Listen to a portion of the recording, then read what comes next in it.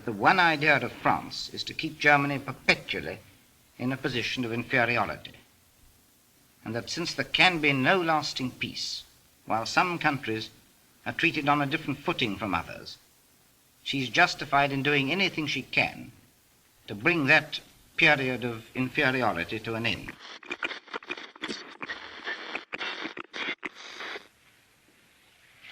This is the national program. Ladies and gentlemen, tonight we present you a broadcast of a radio play entitled Murder Immaculate. This play has been specially written for broadcasting by Mr. Rodney Fleming, the author of 2 plays now running in the West End of London. The cast is as follows. The husband is played by Leopold Dryden, the wife by Joan Dryden, the guests by Walter Fotheringay and Emilia Dunn, and the wife's lover by Percy Rhodes. The victim, the man who is murdered, is played by Sidney Parsons, and the incidental music is by the Gershom-Parkington Quintet.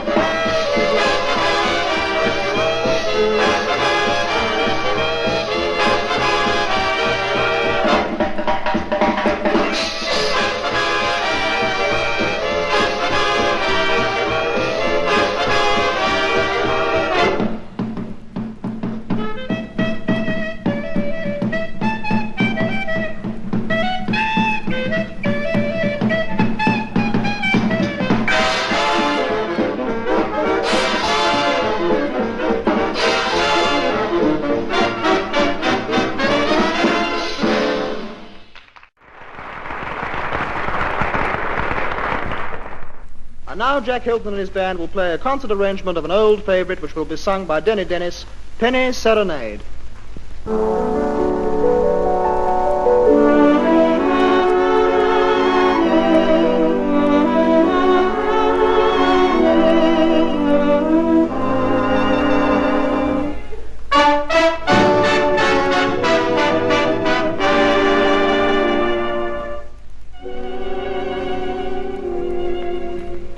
Once I strayed 'neath the window of a lovely senorita, and she smiled while I softly played my penny serenade. See, see, see, you can hear it for a penny. See, see, see, just a penny serenade. In her eyes shone the tender dawn of love and sweet surrender.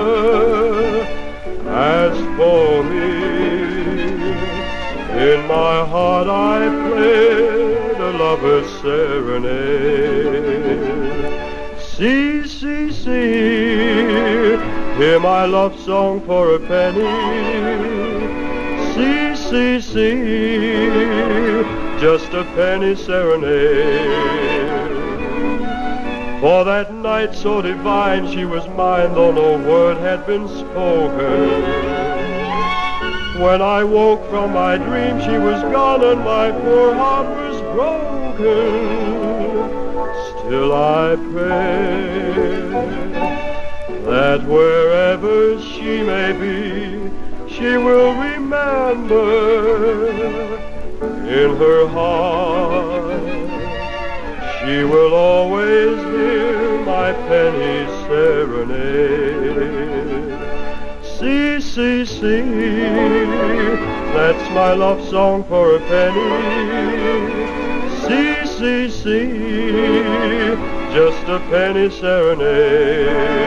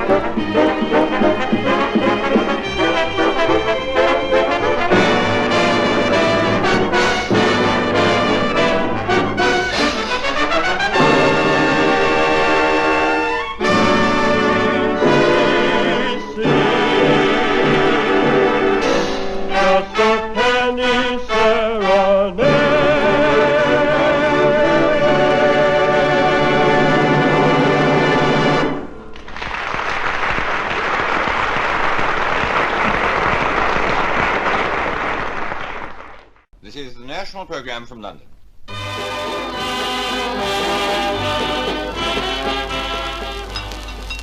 Ooh, haven't put any sugar in it. Am I?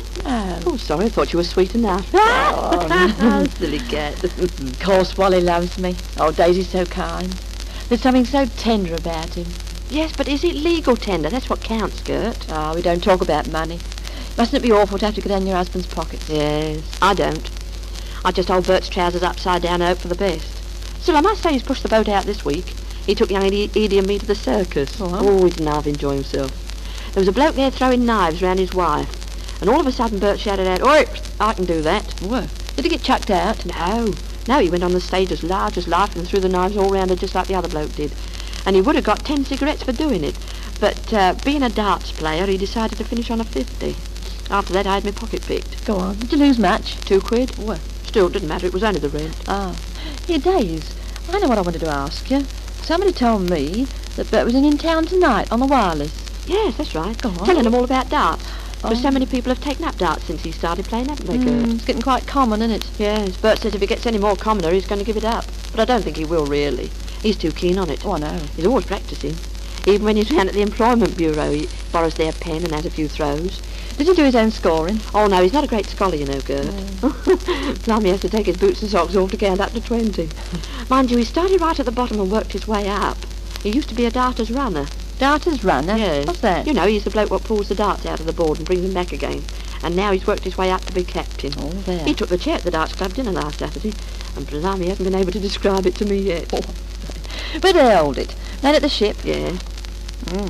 He does. Did he have his own tankard? No, but he took that old kitchen knife of ours. You know, the one you can't tell the back from the front. Safety first, Gert. He cut his mouth last year.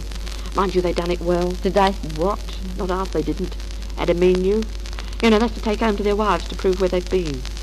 And as soon as Bert got there, he said goodbye to them all. What, before the dinner started? Oh, yes. Oh. Oh, he always likes to say goodbye to them while he still recognises them. Anyhow, to be on the safe side, I made arrangements to go and fetch him home, but I missed him. Found him leaning against the pillar box. He thought it was me. No. Yes. I heard him say, "What's made your face so red? I'd like you better if you put your teeth in." Then he fell over the curb. I got him home all right. Well, I hope you found the keyhole. Yes. As long as I'm there to hold the house still, he can find the keyhole. One night he put the key through the knothole in the fence, and when he woke up, he was sleeping in their lodger's bed. Was they all out of the ship at the time you got there? Oh, yes, all except Bert. Oh, yes. You see, like, Bert being the captain, he says it's a tradition that the captain must always be the last to leave the ship. Oh, I see, yeah. And the last I saw of the dance club dinner was old Bert standing outside on the curb, surrounded by the lads, all singing his theme song, Pals. Blimey, I can hear 'em now.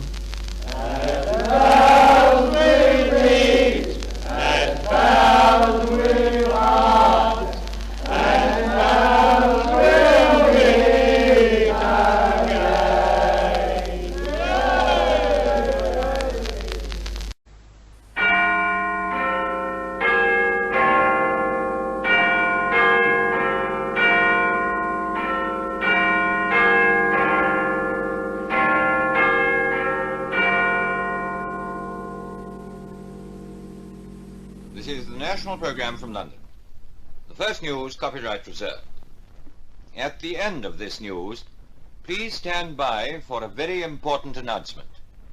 It will tell you of certain adjustments of BBC wavelengths affecting broadcasting throughout the United Kingdom as from that time onwards. These wavelength adjustments will result in less adequate reception for some listeners. Please take no alarm at this, as it results from purely technical considerations.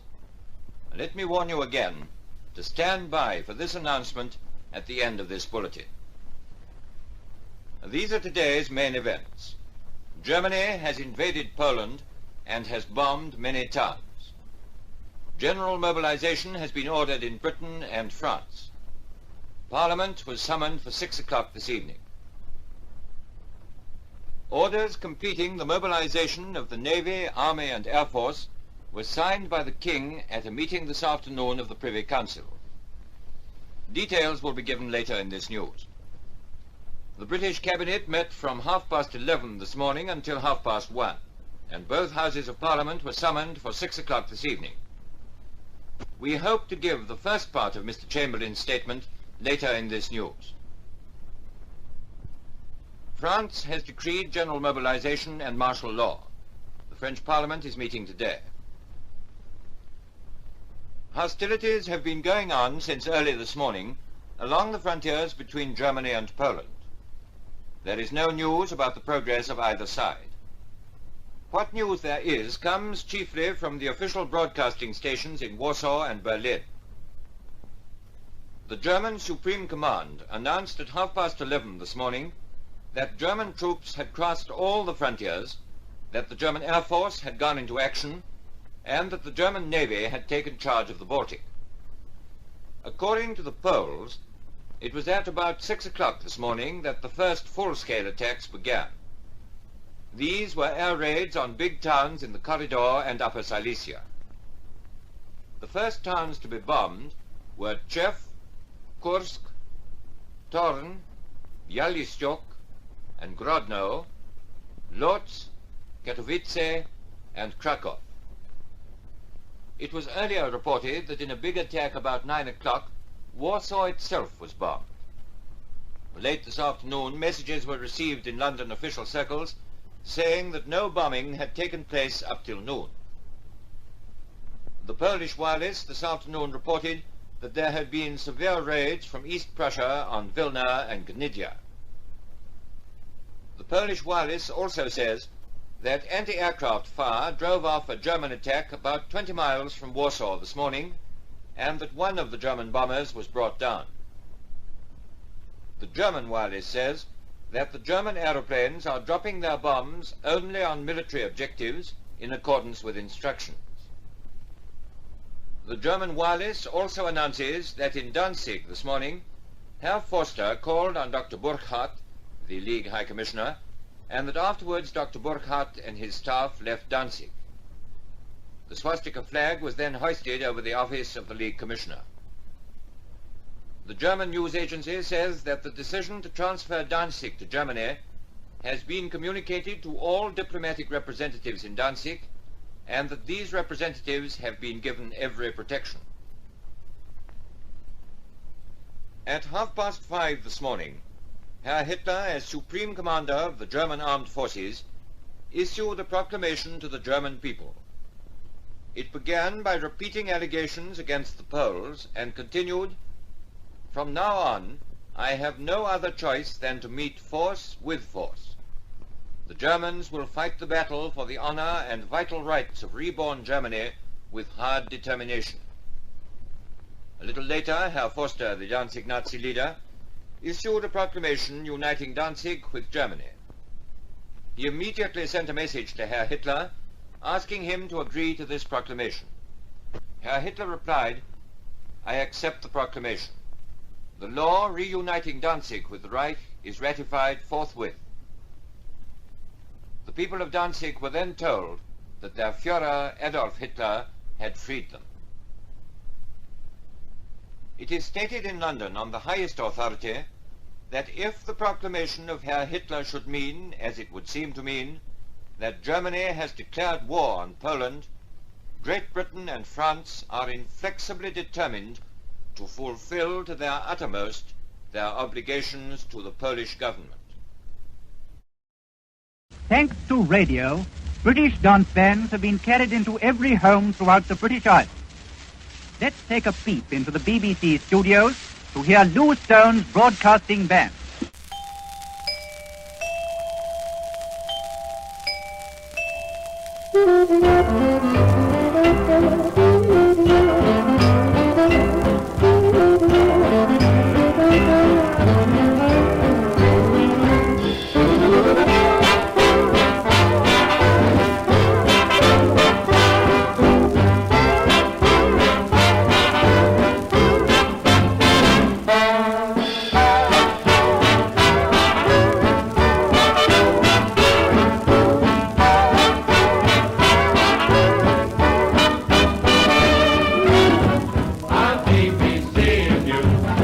It's the latest phrase. I'll be seeing you. It's quite the craze. I'll be seeing you. That's what they say. I'll be seeing you. Most any day. Now everybody says it. Eyebrows, lowbrows, swell. Businessmen and bankers, even the ne'er-do-well. I'll be seeing you. When the lights are bright, I'll be seeing you. in town tonight, There'll be soft lights and sweet music. Beautiful women, young people beginning to dance neath the dim lights apart. Arms soft, white and gleaming. Some of them scheming and some of them dreaming of love. and then we'll leave the society places where blasé waiters take all that you've got. And we'll go on to a place where it is no disgrace to go hot-cha to music that's hot. There'll be celebrities meeting their public and missing girls who are sought in the news. And lots of Wilburys and Aints, many sinners and saints, and a man all alone with the blues. And when we've seen all this make-believe heaven, we'll pay our bill as we stifle a yawn. 'Cause the band's uninspired and the waiters are tired, and we'll wend our way home with the dawn.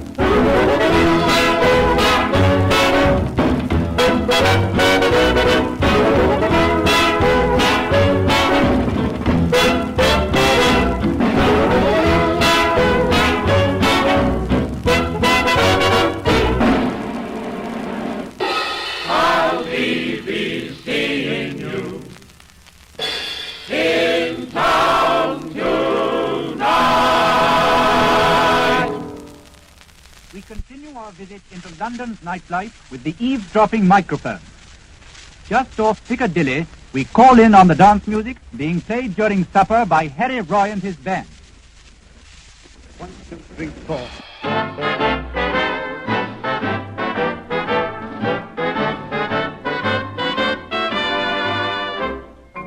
We'd like to tell you a story about a young girl, about 18 years old, about 5 feet 2, and about to go out. Now, her mother, realizing it was her first time out with a young man, called her into the bedroom and said, "Minnie, you're all dressed up in your finery, your very best clothes, and you look beautiful. You're gorgeous. You're alluring. You look swell, baby. And now, Minnie, I want you to remember everything I've always told you. And above all, I want you to be very, very careful." But she had to go and lose it at the Astor.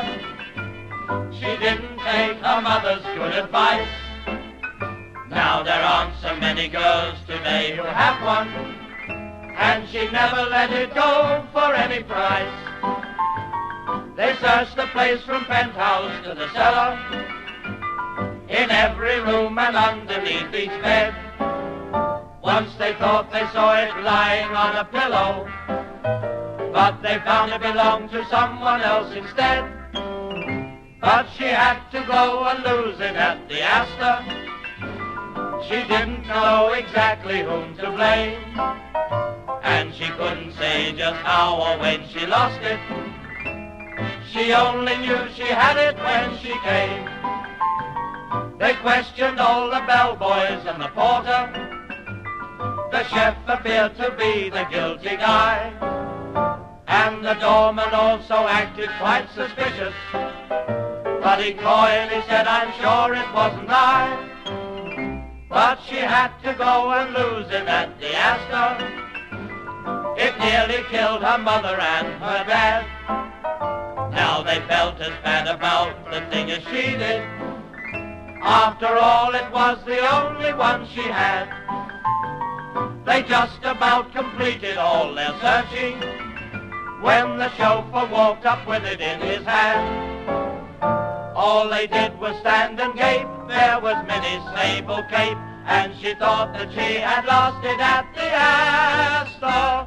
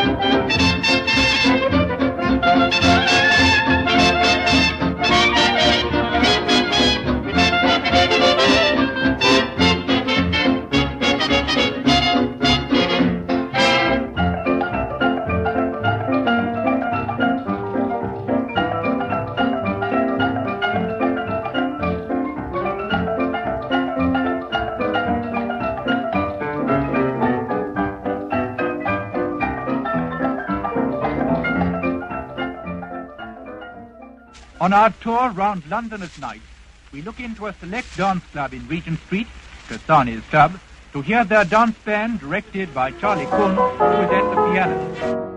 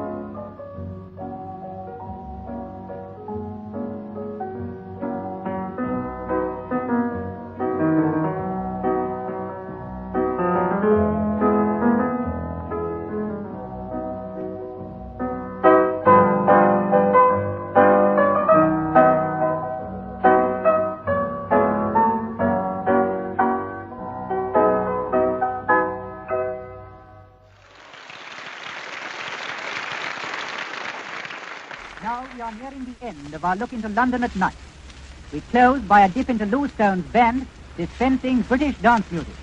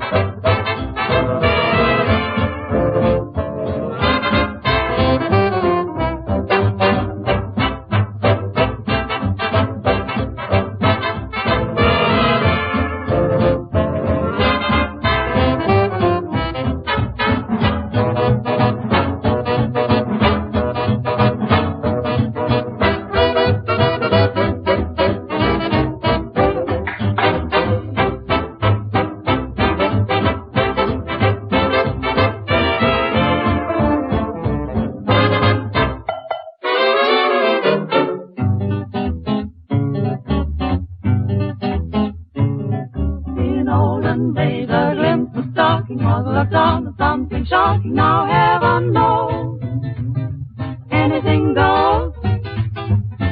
Good authors too, who once knew better words, now only use four-letter words, writing prose. Anything goes. It's driving fast cars you like it, low bars you like it, violins you like it, old hymns you like it, Mae West you like, or me undressed you like, why nobody will oppose.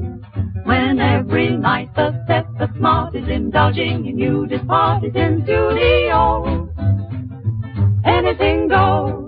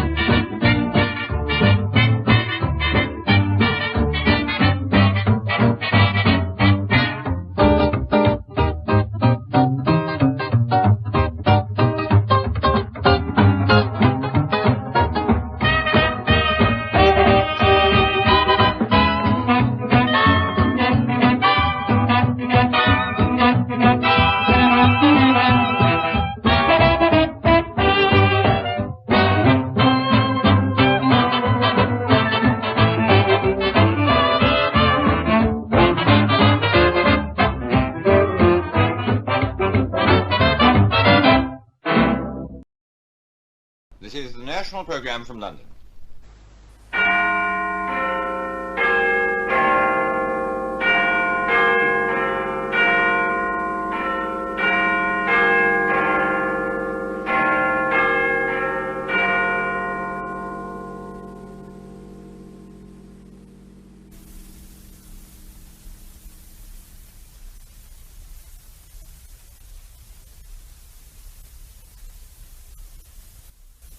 This is London.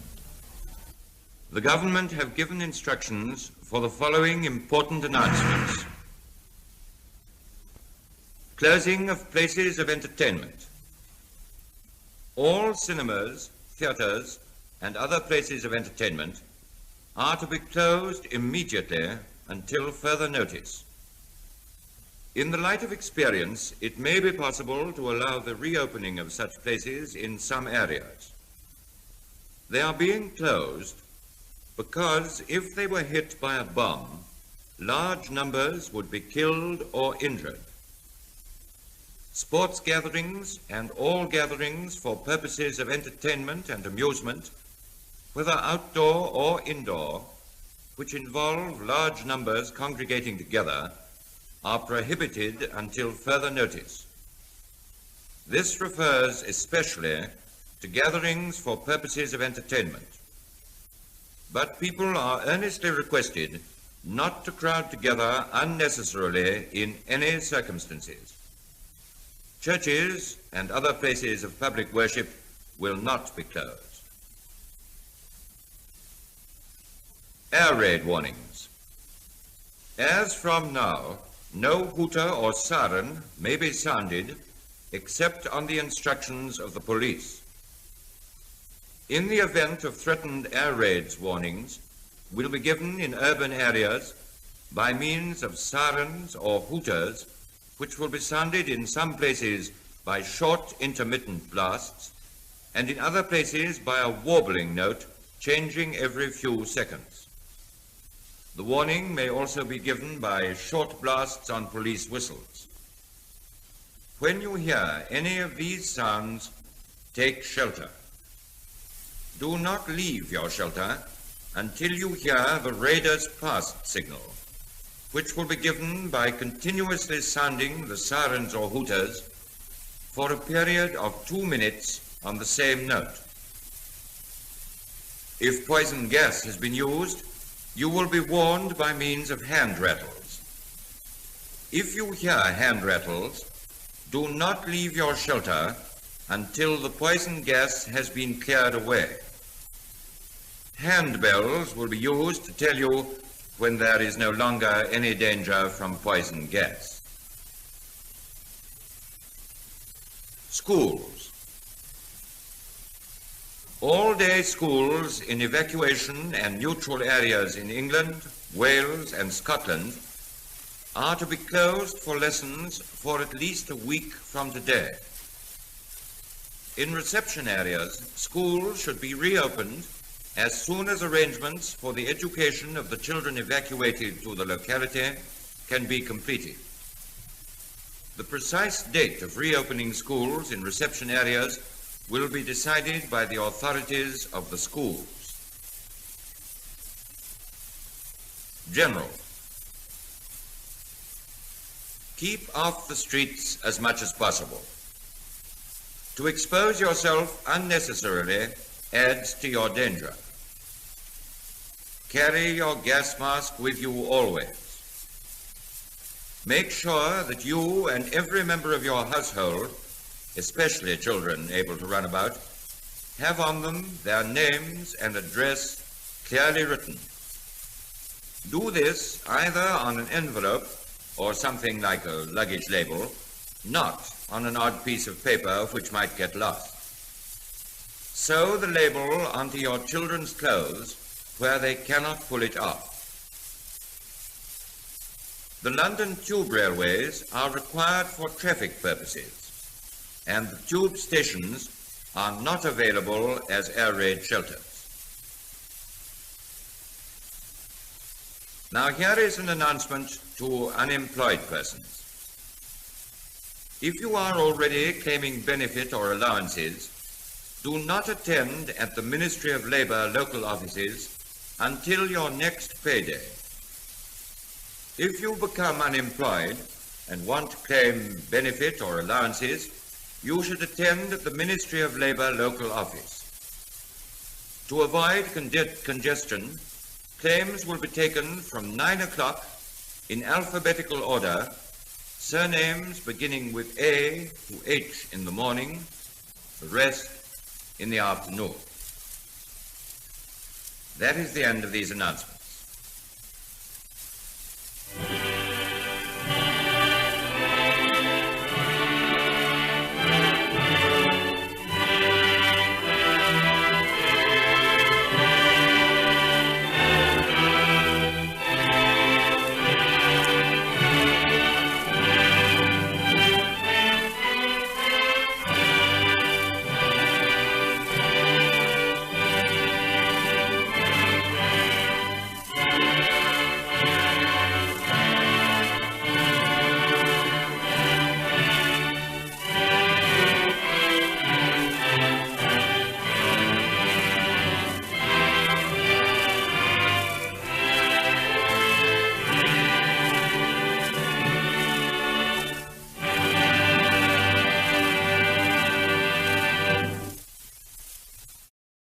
Geraldo and his orchestra, by permission of the Savoy Hotel Limited, with Al Bowley, Eve Beck, and the Top Hatters.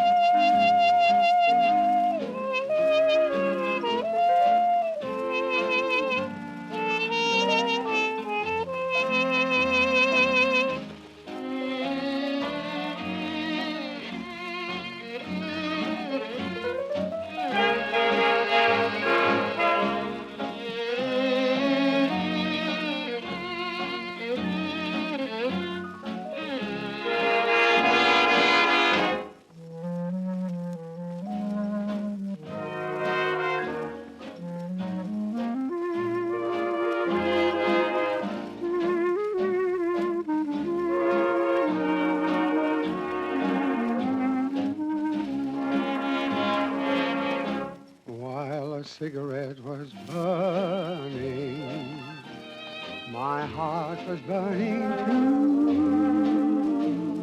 A smoke ring for your finger I fashioned in the blue, while a cigarette was burning.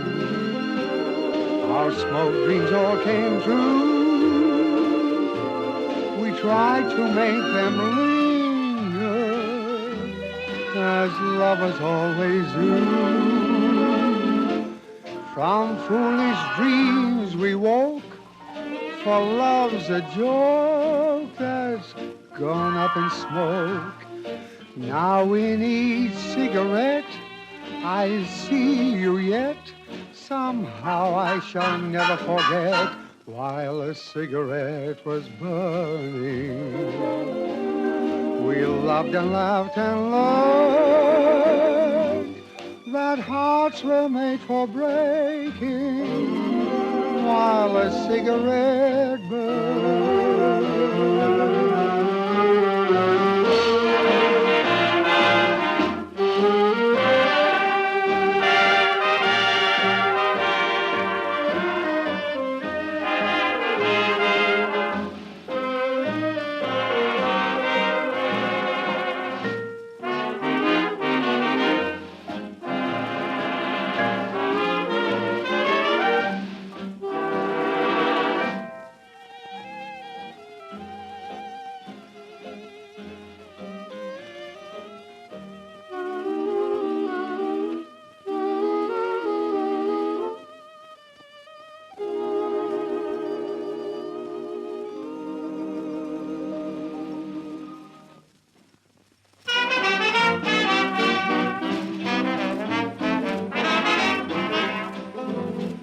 You've just been listening to While a Cigarette Was Burning, and now Geraldo and the orchestra continue with Wacky Dust.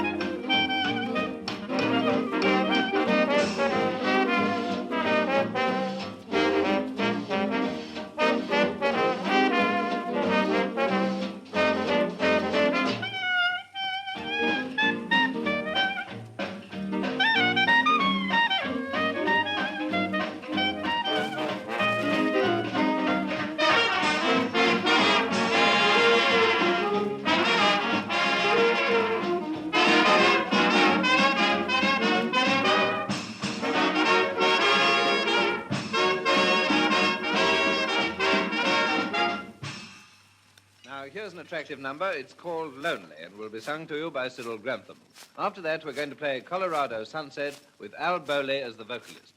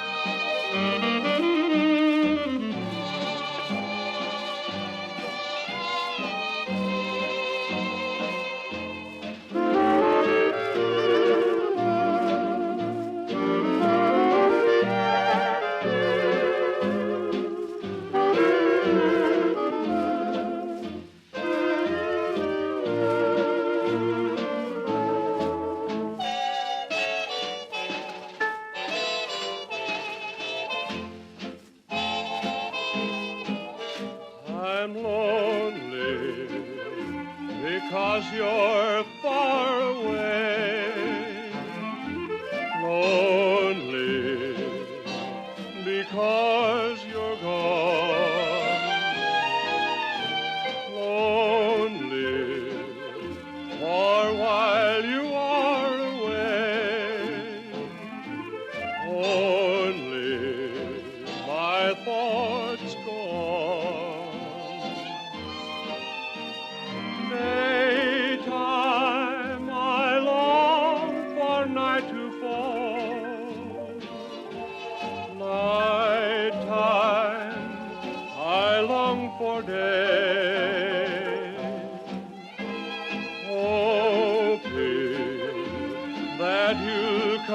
back to me.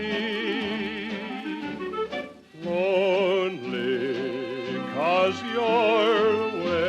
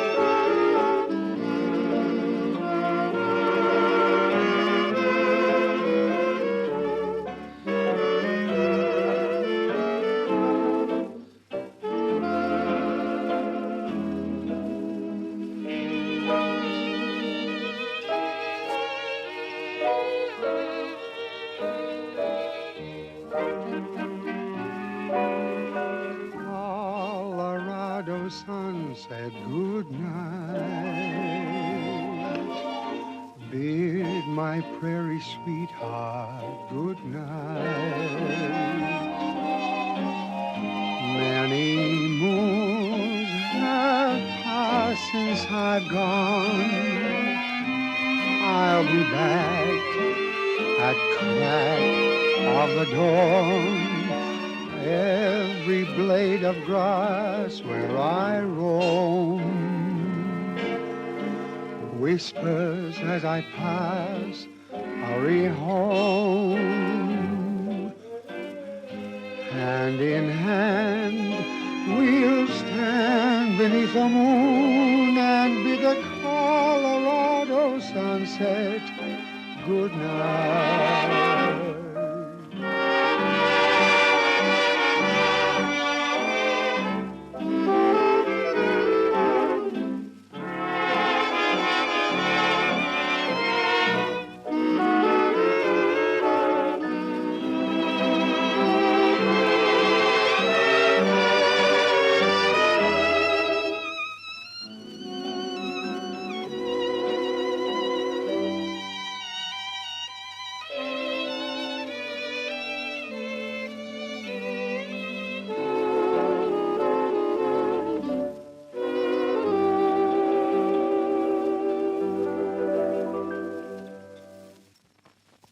And next we have Jeepers Creepers. The Top Hatters are going to sing it to you.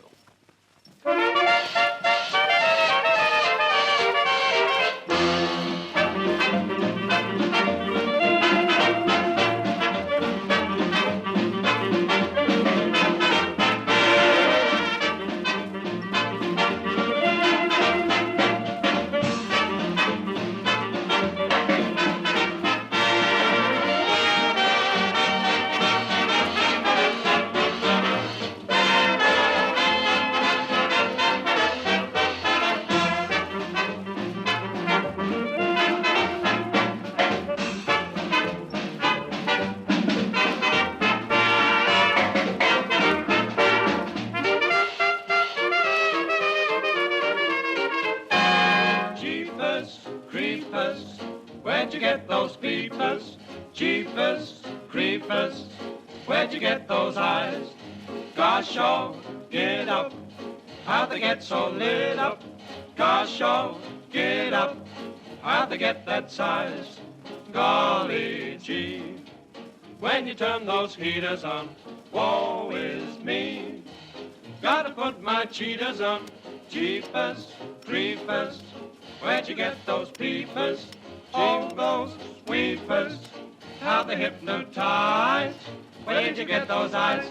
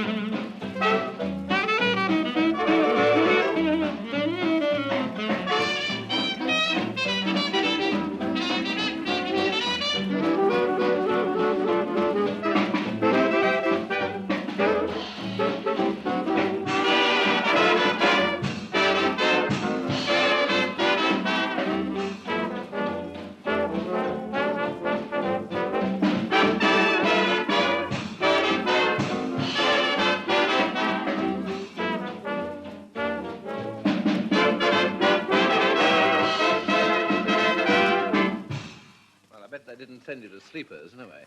Now, I think you'll know the next item, and I'm sure you'll recognize our vocalist.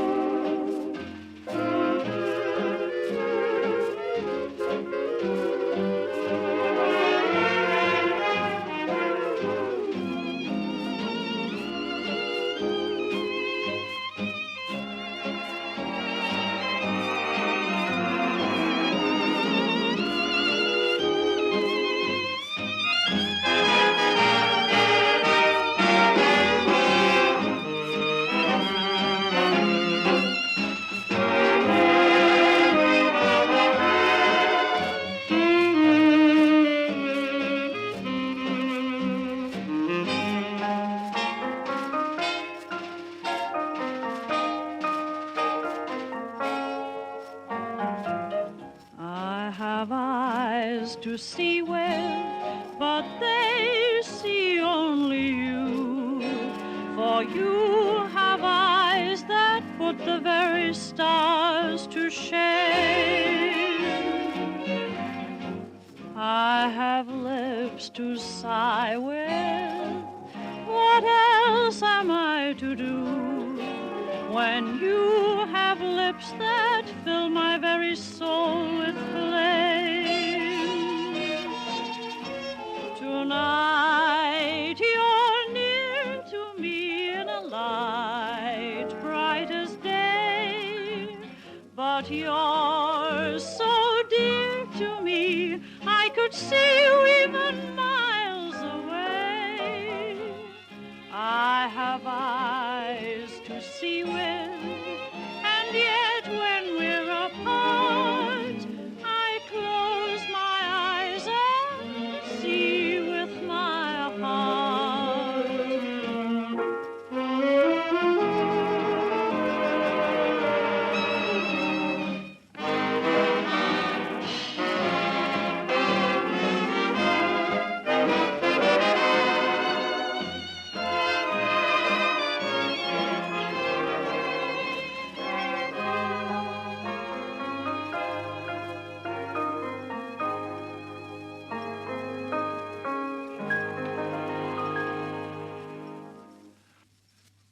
Here is a comparatively new number entitled Two Sleepy People, which will be followed by another foxtrot, The Snake Charmer.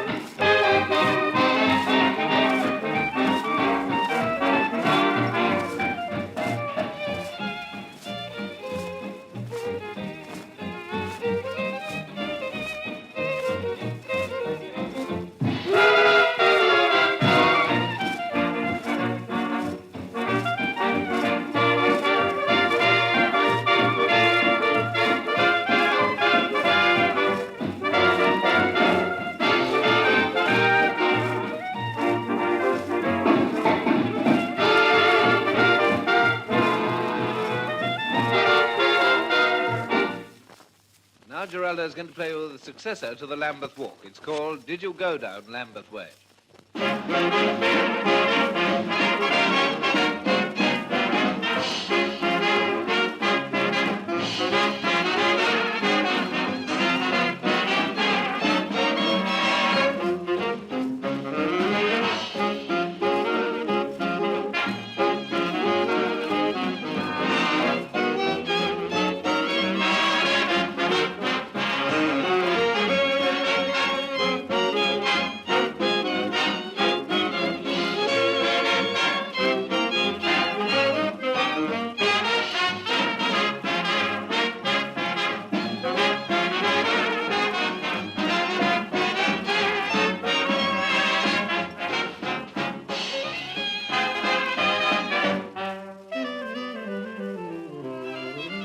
Did you go down Lambeth Way? If you went down Lambeth Way, bet your life you came away to win the Lambeth Walk. Did you step outside yourself, leave your worries on the shelf? Did you have a go yourself to win the Lambeth Walk?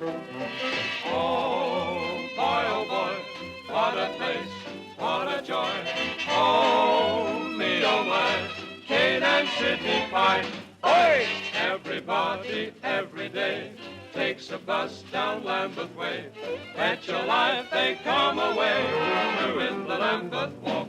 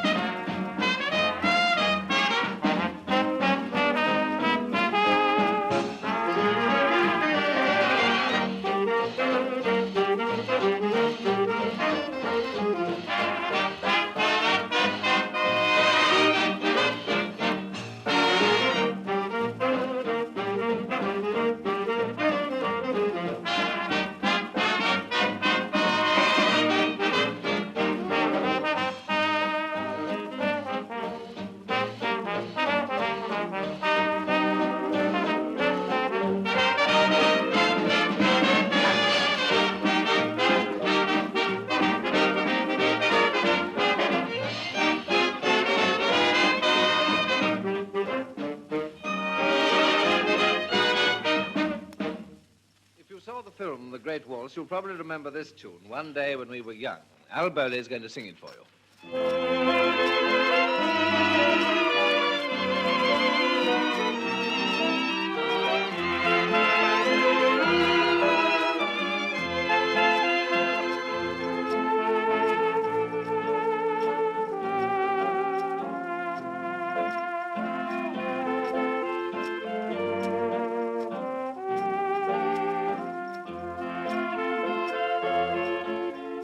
One day when we were young, one wonderful morning in May, you told me you loved me. When we were young, one day, sweet songs of spring were sung, and music was never so gay. You told me you loved me when we were young one day. You told me you loved me and held me close to your heart. We laughed, then we cried, then came the time to part. When songs of spring are sung, remember that morning in May. Remember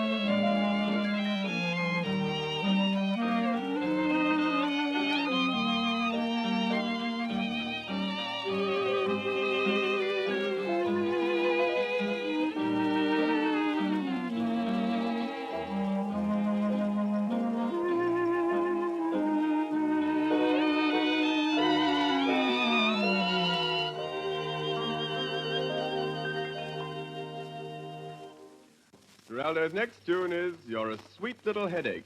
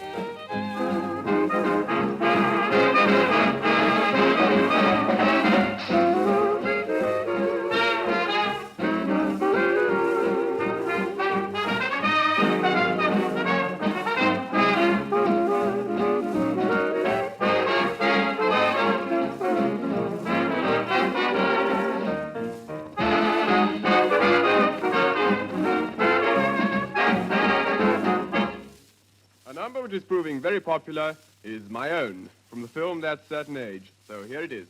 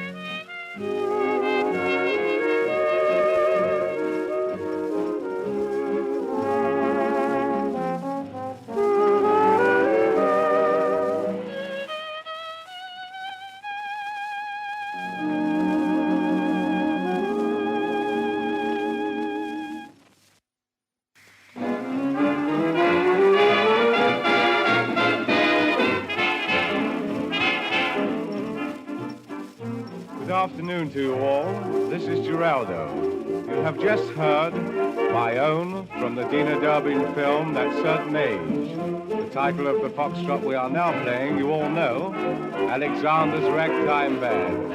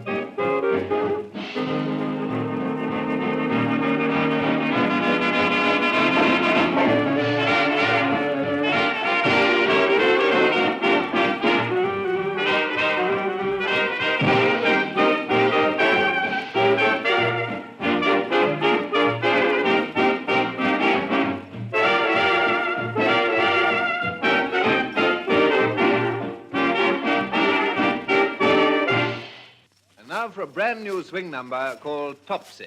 I think you'll like it.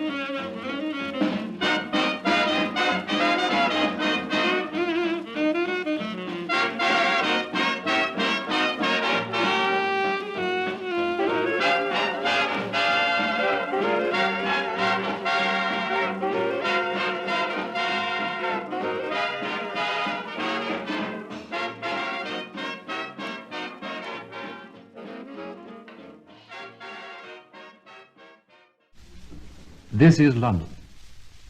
You will now hear a statement by the Prime Minister. I am speaking to you from the Cabinet Room at 10 Downing Street. This morning, the British ambassador in Berlin handed the German government a final note stating that unless we heard from them by 11 o'clock, that they were prepared at once to withdraw their troops from Poland, a state of war would exist between us.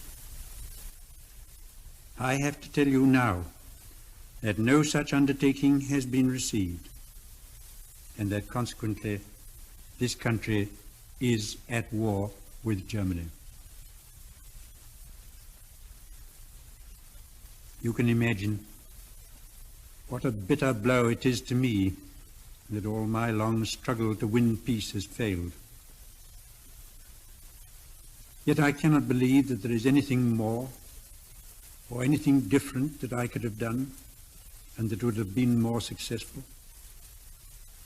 Up to the very last, it would have been quite possible to have arranged a peaceful and honorable settlement between Germany and Poland. But Hitler would not have it. He had evidently made up his mind to attack Poland whatever happened. And although he now says he put forward reasonable proposals which were rejected by the Poles, that is not a true statement. The proposals were never shown to the Poles, nor to us. And though they were announced in the German broadcast on Thursday night, Hitler did not wait to hear comments on them, but ordered his troops to cross the Polish frontier the next morning. His action shows convincingly that there is no chance of expecting that this man will ever give up his practice of using force to gain his will. He can only be stopped by force. And we and France are today, in fulfillment of our obligations, going to the aid of Poland, who is so bravely resisting this wicked and unprovoked attack upon her people. We have a clear conscience. We have done all that any country could do to establish peace. But a situation in which no word given by Germany's ruler could be trusted, and no people or country could feel itself safe, had become intolerable. And now that we have resolved to finish it, I know that you will all play your part with calmness and courage. At such a moment as this, the assurances of support which we have received from the Empire are a source of profound encouragement to us. When I have finished speaking, certain detailed announcements will be made on behalf of the government. Give these your close attention. The government have made plans under which it will be possible to carry on the work of the nation in the days of stress and strain that may be ahead. But these plans need your help. You may be taking your part in the fighting services or as a volunteer in one of the branches of civil defense. If so, you will report for duty in accordance with the instructions you receive. You may be engaged in work essential to the prosecution of war or the maintenance of the life of the people, in factories, in transport, in public utility concerns, or in the supply of other necessaries of life. If so, it is of vital importance that you should carry on with your jobs. Now, may God bless you all, and may He defend the right. For it is evil things that we shall be fighting against: brute force, bad faith, injustice, oppression, and persecution. And against them I am certain that the right will prevail.